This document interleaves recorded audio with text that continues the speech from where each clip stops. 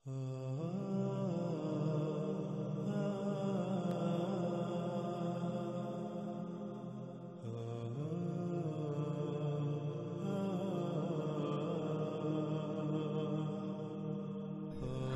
گزشتہ ایک ساتھ میں آپ نے جان لیا کہ اللہ سبحانہ و تعالیٰ نے قرآن میں مشرکین عرب اور یہود و نصارہ کے چاند، سورج، زمین، رات اور دن کے حوالے سے عقائد و نظریات کا رد کرتے ہوئے حقائق کو کھول کھول کر واضح کر دیا۔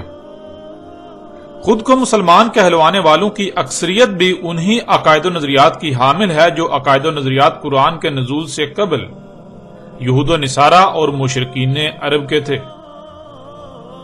اللہ سبحانہ و تعالیٰ کی طرف سے قرآن میں ان عظیم رازوں پر سے پردہ اٹھائے جانے کے بعد چاہیے تو یہ تھا کہ یہ لوگ اپنے آباء و اجداد سے نسل در نسل منتقل ہونے والے عقائد و نظریات کو ترک کر دیتے اور حق کو تسلیم کر لیتے، لیکن انہوں نے الٹا قرآن پر اعتراضات داغنا شروع کر دیے۔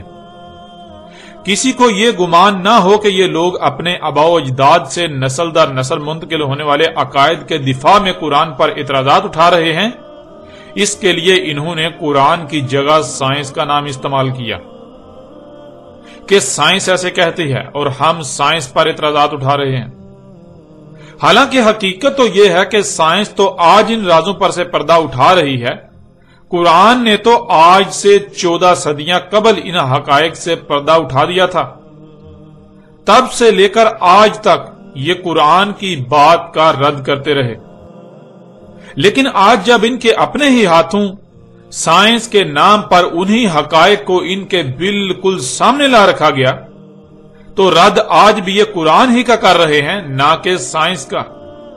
اعتراضات یہ آج بھی قرآن پر ہی اٹھا رہے ہیں، سائنس تو محض آج ایک بہانہ ان کے ہاتھ آ گیا۔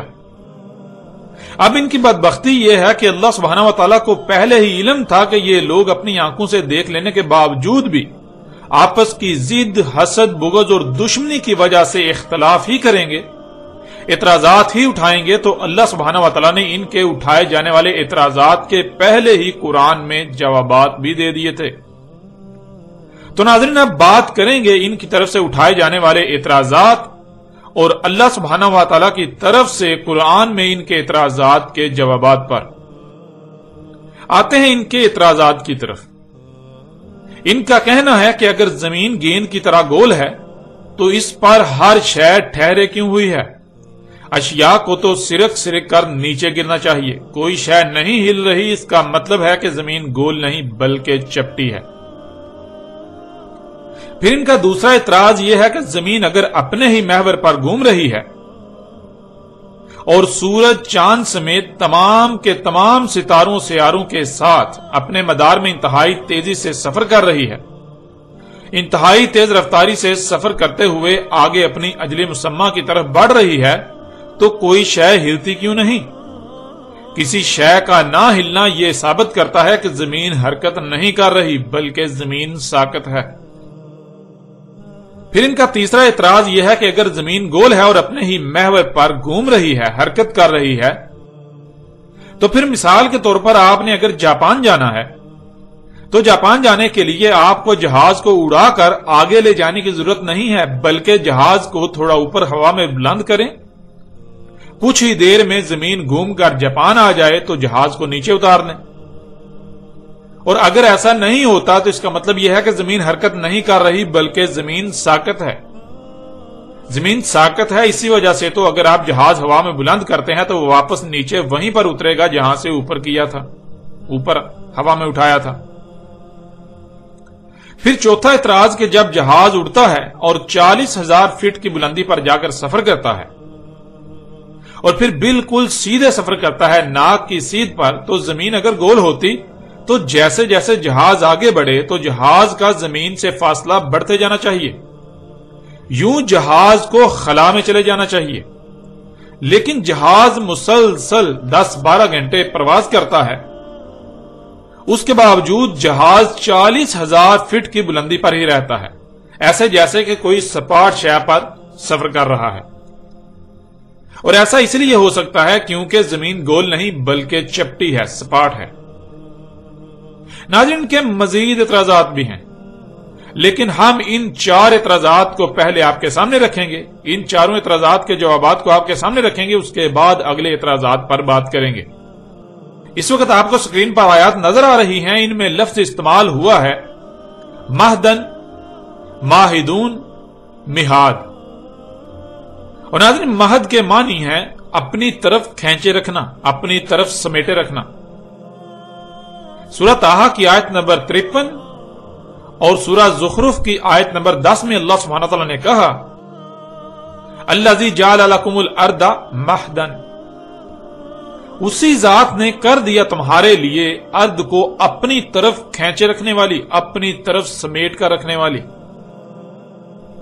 پھر اس طرح اگلی آیت سورہ زاریات کی آیت نمبر 48 والارض فرشناہا فنعم الماہدون، اور ارض تھی فرش بنا دیا یعنی رہنے کے قابل بنا دیا، پس کیا ہی زبردست ہر شے کو اپنی طرف کھینچ کر رکھنے والی، سمیٹ کر رکھنے والی۔ پھر اسی طرح اللہ سبحانہ وتعالی نے سورہ نبا کی آیت نمبر 6 میں کہا الم نجعل الارض مہادا، کیا ہم نے نہیں کر دیا ارض کو ایسا کہ ہر شے کو اپنی طرف کھینچے رکھنے والی، اپنی طرف سمیٹے رکھنے والی۔ ناظرین، ان آیات میں اللہ سبحانہ وتعالی نے بہت ہی صراحت کے ساتھ ان کے 4 اعتراضات کے جوابات دے دیے۔ آپ گزشتہ ایک ساتھ میں یہ بات جان چکے ہیں کہ اللہ سبحانہ وتعالی نے مختلف پہلوں سے پھیر پھیر کر یہ بات واضح کر دی کہ زمین گیند کی طرح گول ہے، اور گیند کی طرح گول ہونے کے باوجود سپاٹ خصوصیات کی حامل ہے، جیسا کہ آپ سورہ نوح کی آیت نمبر 19 میں دیکھ رہے ہیں واللہ جعل لکم الارض بساطا، اور اللہ ہے کر دیا تمہارے لیے زمین کو بساط، یعنی زمین گیند کی طرح گول ہونے کے باوجود تمہارے لیے ایسی بنا دی کہ تمہیں رائی برابر بھی اس بات کا احساس نہ ہو کہ زمین گیند کی طرح گول ہے، بلکہ تمہیں ہر لحاظ سے ایسی نظر آتی ہے اور ایسا احساس ہوتا ہے کہ وہ چپٹی ہے۔ تم کسی گیند نما گول شے پر یعنی گولے پر نہیں رہ رہے جس سے تمہیں یہ خوف ہو کہ آگے جانے سے کہیں تم سرک کر زمین سے نیچے گر جاؤ گے، بلکہ تمہیں ایسا لگتا ہے کہ تم بالکل سپاٹ شے پر رہ رہے ہو، یوں تمہیں نیچے گرنے کا بالکل بھی کوئی خوف نہیں۔ ناظرین، کا پہلا اعتراض یہ تھا کہ اگر زمین گیند کی طرح گول ہے تو اس پر ہر شے ٹھہرے کیوں ہوئی ہے؟ اشیاء کو تو سرک سرک کر نیچے گرنا چاہیے تھا، لیکن جب کوئی بھی شے ہل نہیں رہی، سرک کر نیچے نہیں گر رہی، تو اس کا مطلب ہے کہ زمین گول نہیں بلکہ چپٹی ہے، کیونکہ چپٹی شے پر کوئی بھی شے سرکتی نہیں، ادھر ادھر ہلتی نہیں۔ تو ناظرین، ان کے اس اعتراض کا اللہ سبحانہ وتعالی نے پہلے ہی قرآن میں جواب رکھ دیا تھا۔ اللہ سبحانہ وتعالی نے ان آیات میں کہا کہ ہم نے زمین کو مہاد بنایا، ہر شے کو اپنی طرف کھینچے رکھنے والی، ہر شے کو اپنی طرف سمیٹ کر رکھنے والی۔ اور اللہ سبحانہ وتعالی نے یہاں تک کہہ دیا کہ کیا ہم نے زمین کو ایسا نہیں بنایا، یعنی کیا ہم نے زمین کو ہر شے کو اپنی طرف کھینچ کر رکھنے والی نہیں بنایا؟ آج تم خود اپنی آنکھوں سے دیکھ چکے ہو، جسے تم زمین کی مقناطیسی قوت کا نام دیتے ہو، جس کی وجہ سے زمین پر ہر شے اس کی طرف کھینچی ہوئی ہے، تو کیا ہم نے زمین کو ایسا نہیں بنایا؟ یعنی آج تو تم اپنی آنکھوں سے دیکھ رہے ہو، آج تم اپنی آنکھوں سے یہ سب دیکھ چکے ہو۔ اب ناظرین، جب زمین ہر شے کو اپنی طرف کھینچے ہوئے ہے، سمیٹے ہوئے ہے، تو پھر غور کریں یہ کیسے ممکن ہے کہ زمین پر کوئی شے سرک کر نیچے گرے؟ یعنی آپ کے پاس مقناطیس کا ایک بڑا ٹکڑا ہو اور اس کے ارد گرد لوہے کے چھوٹے چھوٹے ذرات ہوں جنہیں وہ اپنی طرف کھینچے رکھے، اپنی طرف سمیٹے رکھے، تو کیا پھر لوہے کے ذرات ادھر ادھر سرکیں گے؟ نہیں، بالکل نہیں۔ یہی خصوصیات زمین میں رکھ دی گئی۔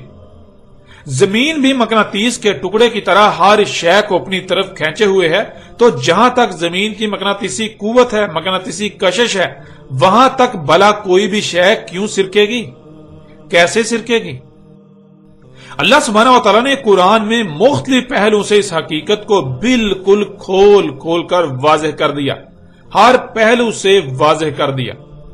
یوں ناظرین، آپ نے جان لیا کہ ان کا یہ اعتراض سوائے جہالت کے اور کچھ نہیں، جو ان کی اصلیت کی عکاسی کرتا ہے۔ ان کی حقیقت کو بالکل کھول کر رکھ دیتا ہے۔ پھر ناظرین کا دوسرا اعتراض تھا کہ اگر زمین اپنے ہی محور پر گھوم رہی ہے اور اس کے علاوہ سورج، چاند سمیت تمام کے تمام ستاروں سیاروں کے ساتھ اپنے مدار میں انتہائی تیز رفتاری سے سفر کرتی ہوئی آگے اپنی اجل مسمى کی طرف بڑھ رہی ہے، تو کوئی شے ہلتی کیوں نہیں؟ کسی شے کا نہ ہلنا یہ ثابت کرتا ہے کہ زمین حرکت نہیں کر رہی بلکہ زمین ساکت ہے۔ تو ناظرین ان کے اس اعتراض کا بھی انہی آیات میں جواب دے دیا گیا، وہی جواب جو ان کے پہلے اعتراض کا ہے۔ جب زمین ہر شے کو اپنی طرف کھینچے ہوئے ہے، سمیٹے ہوئے ہے، تو پھر جو کچھ بھی زمین پر ہے ان میں سے کوئی بھی شے کیسے ہلے گی، کیوں ہلے گی؟ سوائے یہ کہ اگر کسی شے پر زمین کی کھینچنے کی قوت کے خلاف قوت کا استعمال کیا جائے۔ اگر کوئی بھی شے زمین کی مقناطیسی قوت کے خلاف قوت استعمال کرتی ہے تو وہ ہلے گی، اگر وہ زمین کی قوت کے خلاف قوت استعمال نہیں کرتی، زمین کی مقناطیسی قوت کے خلاف قوت استعمال نہیں کرتی، تو وہ کیوں ہلے گی؟ وہ بالکل نہیں ہل سکتی۔ یوں ان کا یہ اعتراض بھی بے بنیاد اور جاہلانہ ثابت ہوتا ہے، جو ان کی ذہانت اور ان کی عقل کی عکاسی کرتا ہے، ان کی حقیقت کو بالکل کھول کر رکھ دیتا ہے۔ پھر ان کا تیسرا اعتراض تھا کہ اگر زمین گول ہے اور اتنی تیز رفتاری سے حرکت کر رہی ہے تو پھر مثال کے طور پر آپ نے جاپان جانا ہے تو آپ کو جہاز اڑا کر آگے لے جانے کی ضرورت نہیں، بلکہ جہاز کو تھوڑا اوپر ہوا میں بلند کریں، کچھ ہی دیر میں زمین گھوم کر جاپان آ جائے تو نیچے اتار دیں۔ اگر ایسا نہیں ہوتا تو اس کا مطلب یہ ہے کہ زمین حرکت نہیں کر رہی، زمین نہیں گھوم رہی بلکہ زمین ساکت ہے۔ اسی وجہ سے تو اگر آپ جہاز ہوا میں بلند کرتے ہیں اور پھر کچھ دیر بعد واپس نیچے اتارتے ہیں تو وہی اترے گا جہاں سے آپ نے اوپر بلند کیا تھا۔ تو ناظرین ان کے اس اعتراض کا جواب بھی انہی آیات میں موجود ہے۔ جو بات پہلے کی گئی کہ جب زمین پر تمام اشیاء کو جہاں تک زمین کی مقناطیسی کشش ہے وہاں تک انہیں زمین اپنی طرف کھینچے ہوئے ہے، اپنی طرف سمیٹے ہوئے ہے، تو پھر ظاہر ہے زمین گھومتی ہے تو وہ اشیاء کیا زمین کے ساتھ نہیں گھومیں گی؟ مثلا اگر آپ ایک مقناطیس کا ٹکڑا لیں اور اس کے ارد گرد لوہے کے ذرات بکھیر دیں، ان ذرات اور مقناطیس کے ٹکڑے کے درمیان کوئی رکاوٹ حائل کر دیں جس سے وہ ذرات مقناطیس کے ساتھ چپک نہ پائیں، اب مقناطیس ان ٹکڑوں کو اپنی طرف کھینچے رکھے گا، لیکن رکاوٹ کی وجہ سے مقناطیس اور ان ذرات کے درمیان فاصلہ ہوگا۔ اب اگر آپ مقناطیس گھماتے ہیں تو اس کے ساتھ وہ ذرات بھی گھومیں گے، کیونکہ مقناطیسی کشش ان کو اپنی طرف کھینچے ہوئے ہے، اپنی طرف سمیٹے ہوئے ہے۔ بالکل اسی طرح جب جہاز ہوا میں بلند ہوتا ہے تو کیا وہ زمین کی مقناطیسی کشش کی حد سے باہر نکل جاتا ہے یا اس کے اندر رہتا ہے؟ اگر وہ زمین کی مقناطیسی کشش کی حد کے اندر رہتا ہے تو پھر وہ 1 ملی میٹر یا اس سے بھی کم ادھر ادھر نہیں ہو سکتا، بلکہ وہ زمین کے ساتھ ہی گھومے گا۔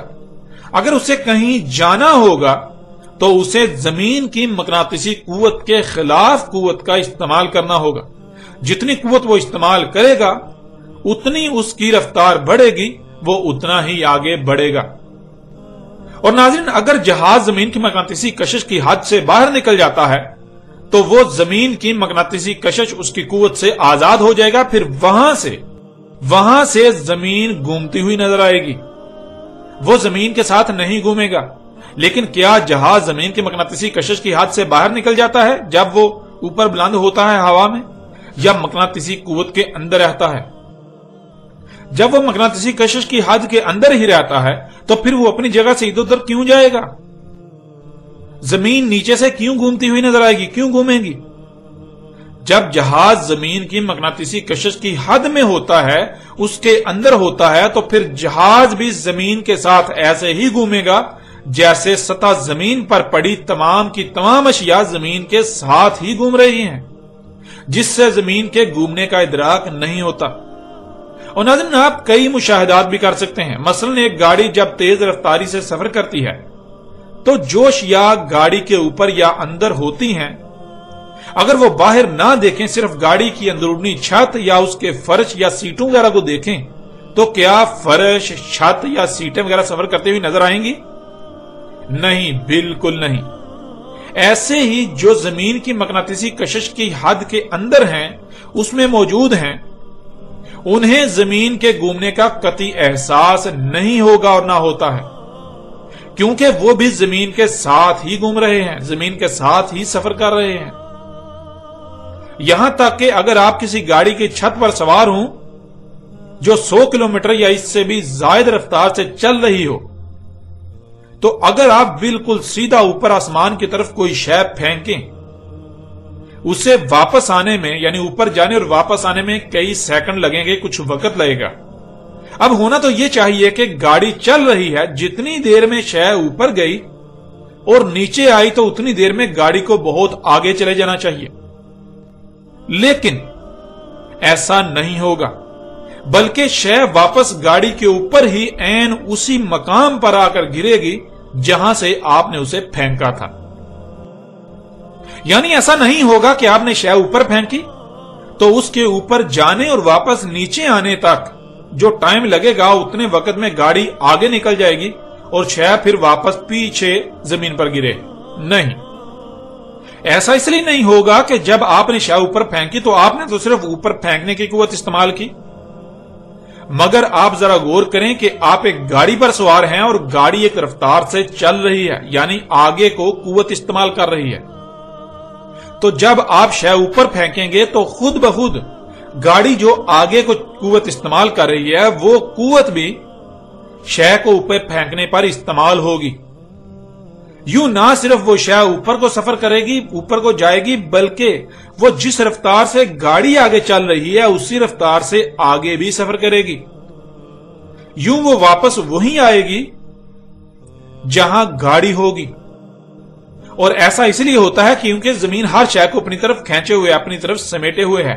کوئی شے آگے پیچھے یا اوپر تب ہی جائے گی جب وہ زمین کی مقناطیسی قوت کے خلاف قوت استعمال کرے گی۔ یوں ناظرین، ان کا یہ اعتراض بھی انتہائی جاہلانہ اور بے بنیاد ثابت ہو جاتا ہے، جو کہ ان کی عقل و ذہانت کی عکاسی کرتا ہے، ان کی دماغی حالت کی بالکل کھول کھول کر عکاسی کرتا ہے۔ اب آتے ہیں ان کے چوتھے اعتراض کی طرف۔ ان کا چوتھا اعتراض ہے کہ جب جہاز اڑتا ہے اور 40,000 فٹ کی بلندی پر جا کر سفر کرتا ہے اور بالکل سیدھے سفر کرتا ہے تو زمین اگر گول ہوتی تو جیسے جیسے جہاز آگے بڑھے تو جہاز کا زمین سے فاصلہ بڑھتے جانا چاہیے، یوں جہاز کو خلا میں چلے جانا چاہیے، لیکن جہاز 10-12 گھنٹے یا اس سے بھی زائد مسلسل پرواز کرتا ہے تو 40,000 فٹ پر ہی رہتا ہے۔ اور ایسا صرف اور صرف اس لیے ہو سکتا ہے کیونکہ زمین گول نہیں بلکہ چپٹی ہے۔ تو ناظرین، اس کا بھی وہی جواب ہے کہ جب زمین کو اللہ سبحانہ وتعالی نے مہاد کیا، یعنی زمین ہر شے کو اپنی طرف کھینچے ہوئے ہے، تو پھر جب جہاز اوپر کو اڑنے کے لیے قوت استعمال کرتا ہے تو اسے زمین کی مقناطیسی قوت کے خلاف قوت استعمال کرنا پڑے گی۔ جتنی قوت وہ استعمال کرے گا اتنا ہی اوپر جائے گا۔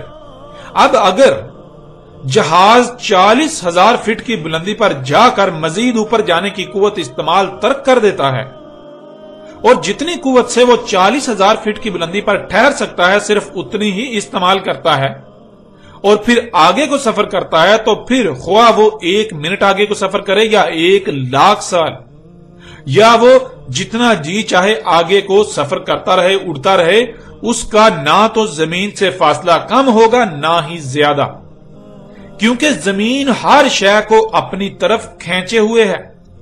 اگر وہ اس قوت میں کمی کرے گا تو زمین اسے اتنا ہی نیچے کھینچ لے گی، اگر قوت میں اضافہ کرے گا تو اس کا زمین سے فاصلہ بڑھے گا، لیکن اگر وہ کسی خاص فاصلے پر جا کر اضافی قوت کا استعمال ترک کر دیتا ہے، صرف اتنی ہی قوت استعمال کرتا ہے جتنی سے وہ اس بلندی پر رہ سکے، ٹھہر سکے، تو خواہ وہ لاکھوں کلومیٹر آگے بڑھتا رہے، اس کے اور زمین کے درمیان فاصلہ نہ ہی کم ہوگا نہ ہی زیادہ، نہ ہی فاصلہ کم ہوگا اور نہ ہی زیادہ بڑھے گا، بلکہ وہ اسی حد پر ہی رہے گا، اسی فاصلے پر ہی رہے گا۔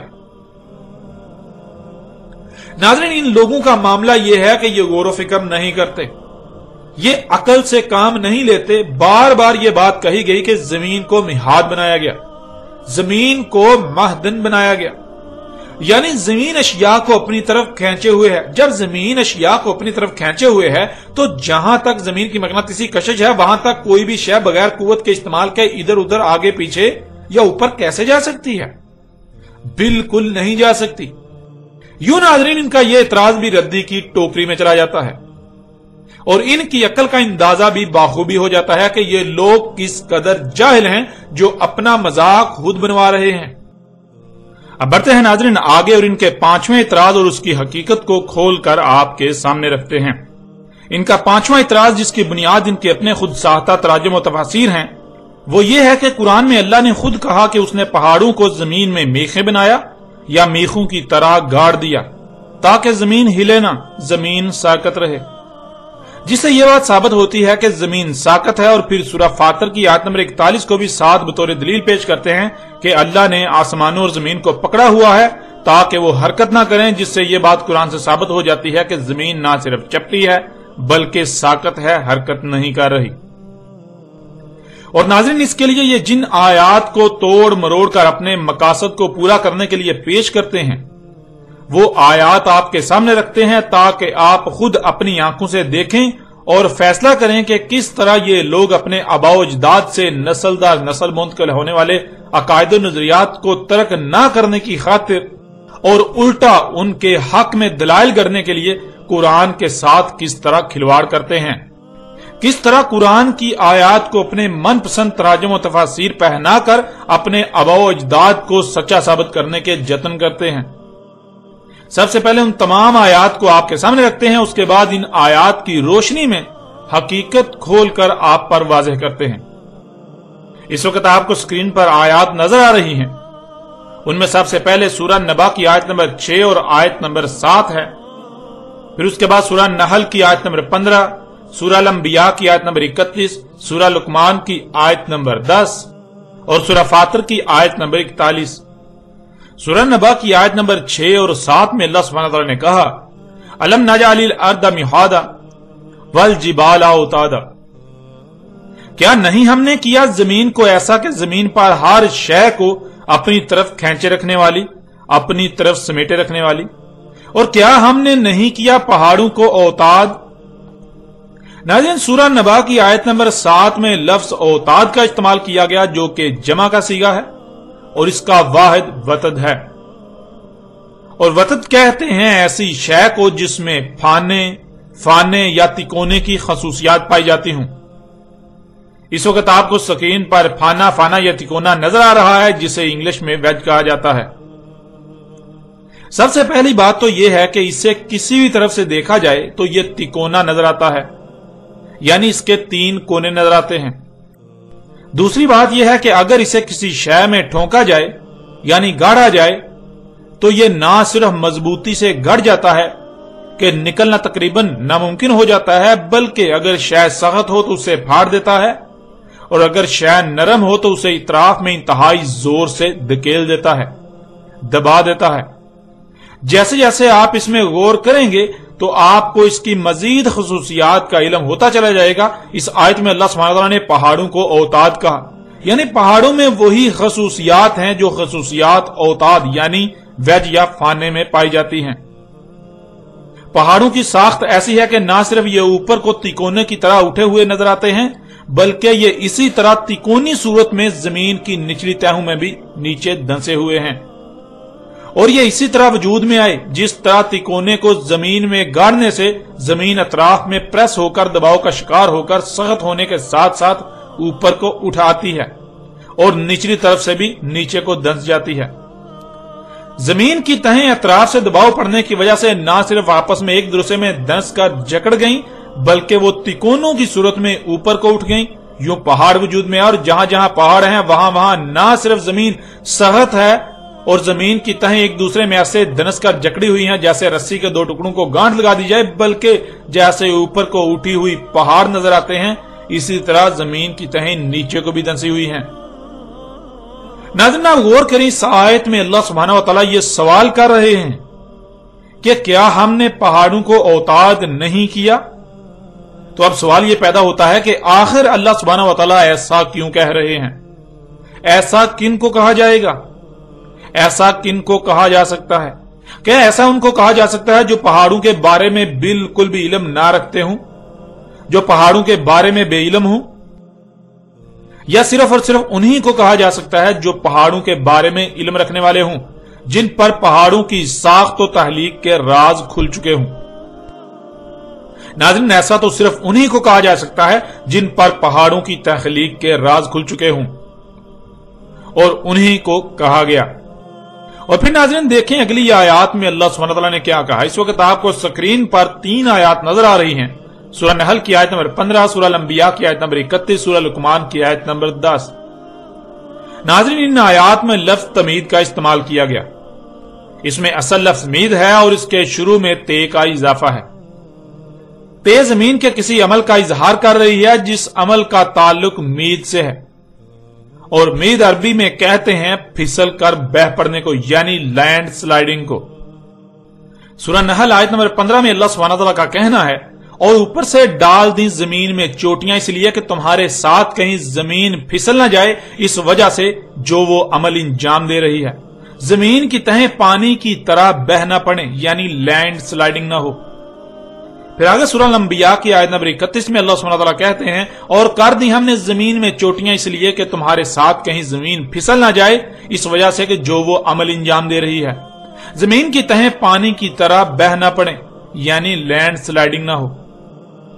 फिर सूरह लुकमान की आयत नंबर 10, उसमें अल्लाह सुब्हानहू व तआला का कहना है, और ऊपर से डाल दी जमीन में चोटियां इसलिए कि तुम्हारे साथ कहीं जमीन फिसल ना जाए, उस वजह से जो वो अमल इंजाम दे रही है।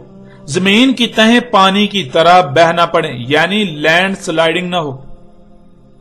अब नाज़रीन, गौर करने वाली बात तो यह है कि आखिर जमीन का वो कौन सा अमल है, जमीन ऐसा कौन सा अमल इंजाम दे रही है जिसकी वजह से जमीन की तहें फिसल कर पानी की तरह बह सकती हैं, यानी लैंड स्लाइडिंग हो सकती है, जिसे रोकने के लिए रवासी यानी जमीन पर जो चोटियां नजर आती हैं वो की गई, जिन्हें आप पहाड़ कहते हैं, अरबी में जिबाल कहा जाता है। और सूरह नबा की आयत नंबर 7 में यह बात भी बिल्कुल खुलकर वाज़ेह हो चुकी है, जिबाल यानी पहाड़ों को औताद कहा गया। पहाड़ इस तरह वजूद में आए कि जब जमीन तकमीली के मराहल से गुजर रही थी और खला से शहाबियों की बारिशें हो रही थी, जिससे जमीन की ऊपरी तहें वजूद में आ रही थी, तो जमीन के घूमने की वजह से उन तहों पर दबाव पड़ता। बिल्कुल ऐसे ही जैसे आप किसी गाड़ी पर सवार होते हैं, जब गाड़ी आगे को चल रही होती है तो आप पर पीछे को दबाव पड़ता है। अगर आप किसी शय को मजबूती से पकड़े हुए ना हो तो आप पीछे को फिसल जाएंगे।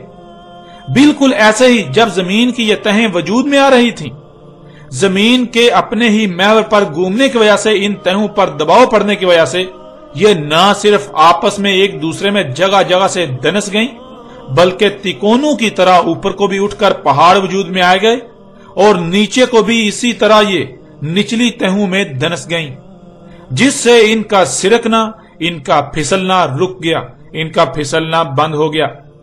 जमीन पर लैंड स्लाइडिंग का खदशा खत्म हो गया। अब नाज़रीन, पहली बात तो यह है कि जिन आयात से ये जमीन के साकत होने की दलील अखज कर रहे हैं, वो आयात तो खुद चीख चीख कर इस बात का ऐलान कर रही हैं कि जमीन हरकत कर रही है। जमीन के हरकत करने की वजह से जमीन की ऊपर वाली तहें लर्जे ना, हिले ना, उनको लर्जने से, हिलने से बचाने के लिए पहाड़ों को औताद किया गया।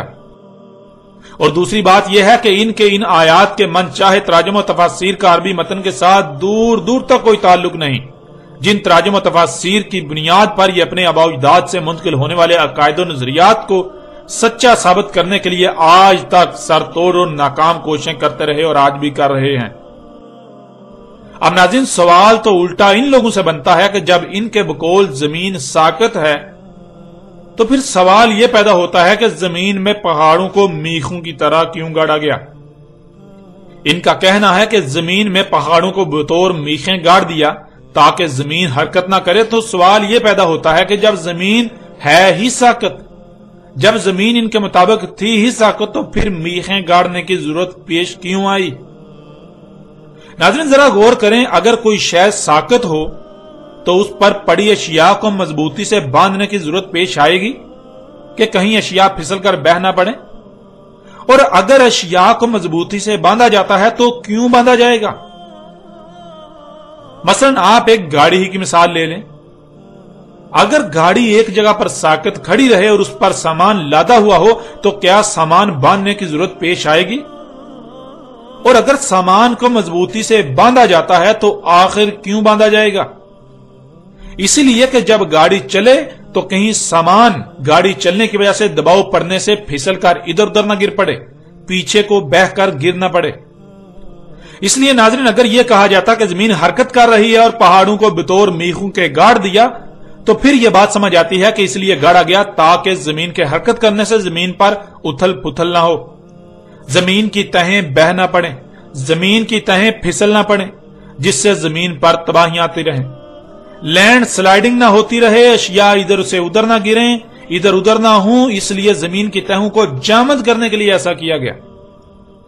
नाज़रीन, जमीन की तहों में गौर करें तो आप देखेंगे कि जमीन की तहों पर जगह जगह किनारे हैं, किनारों के आगे गड़े हैं, यानी आगे तहें नहीं हैं बल्कि गहराइयां आ जाती हैं। तहों का तसलसल ना होने की वजह से यूं जमीन पर बड़े बड़े गड़े हैं जिनमें पानी भरा हुआ है, जिन्हें आप समंदर कहते हैं। जमीन की तहों को अगर पहाड़ों के वजूद लाने से जामद ना किया जाता तो ये तहें हर वक्त जगह जगह से टूटकर फिसल फिसल कर किनारों की तरफ बहती रहती और जमीन हर लम्हे कहीं ना कहीं से लैंडस्लाइडिंग का शिकार रहती और यूं बिल आखिर सारी खुश्की बह बह कर पानियों में चली जाती और जमीन पर पानी ही पानी हो जाता, खुश्की का एक जर्रा भी ना रहता। इसी से महफूज रखने के लिए पहाड़ों को औताद किया गया। ये तमाम तर हकायक चीख चीख कर इस बात को आप पर वाजे कर रहे हैं कि जमीन साकत नहीं बल्कि जमीन हरकत कर रही है, जैसा कि गुज़श्ता एक साथ में तफसील से बात हो चुकी। यूं नाज़रीन, इनके इस इतराज और इनकी अकल का पर्दा भी चाक हो गया। अब आते हैं नाज़रीन उस आयत की तरफ जिस आयत को बुनियाद बनाकर ये लोग कहते हैं कि इस आयत में अल्लाह ने कहा कि अल्लाह आसमानों और जमीन को मजबूती से पकड़े हुए है, थामे हुए है ताकि वो हरकत ना करें, और फिर कहते हैं कि ये आयत जमीन के साकत होने की दलील है। इस वक्त आपको स्क्रीन पर आयत नजर आ रही है, यह सूरह फातिर की आयत नंबर 41 है। इसमें अल्लाह सुब्हानहू व तआला का कहना है, इन्नल्लाह युमसिकुस समावाति वल अर्दा अन तज़ूला। इसमें कुछ शक नहीं, अल्लाह था ये जो खुद ही जकड़े हुए हैं, थमे हुए हैं, आसमान और जमीन ना हिले अपने मकाम से। नाज़रीन, ये आयत इंतहाई गहरी आयत है जो अपने अंदर बड़े बड़े राज समोए हुए है। लेकिन इन लोगों ने इस आयत में लफ्ज तज़ूला के मानी हरकत के किए, अन तज़ूला ना हरकत करें, जिससे इनका कहना है कि जमीन साकत है, अल्लाह जमीन को थामे हुए है। हालांकि यह लफ्ज ज़ूला है जो कि जल से है, इसी से जल्जला है। तो नाज़रीन, क्या जल्जला के मानी हरकत किए जाने के किए जा सकते हैं? जल कहते हैं हिलने को और जलजल कहते हैं हिलने को, यानी एक शय एक तरफ से दूसरी तरफ जाती है फिर दूसरी तरफ से वापस पहली तरफ आती है। इस तरह मुसलसल होने को जलजल कहते हैं। जिसके जलजल का जिक्र किया जाता है उसकी तरफ इशारे के लिए अरबी में गोल वाली ए का इस्तेमाल किया जाता है, यूं लफ्ज जलजला बन जाता है। इस आयत में लफ्ज जूल है। जूल के मानी एक सिमत से दूसरी सिमत मुसलसल हिलना, बहना। इस आयत में अल्लाह सुब्हानहू व तआला ने खोल कर यह बात वाज़ेह कर दी कि देखो कौन है जिसने आसमानों और जमीन को जकड़ा हुआ है। गौर करो, जो जात सामने आएगी वो अल्लाह ही तो था।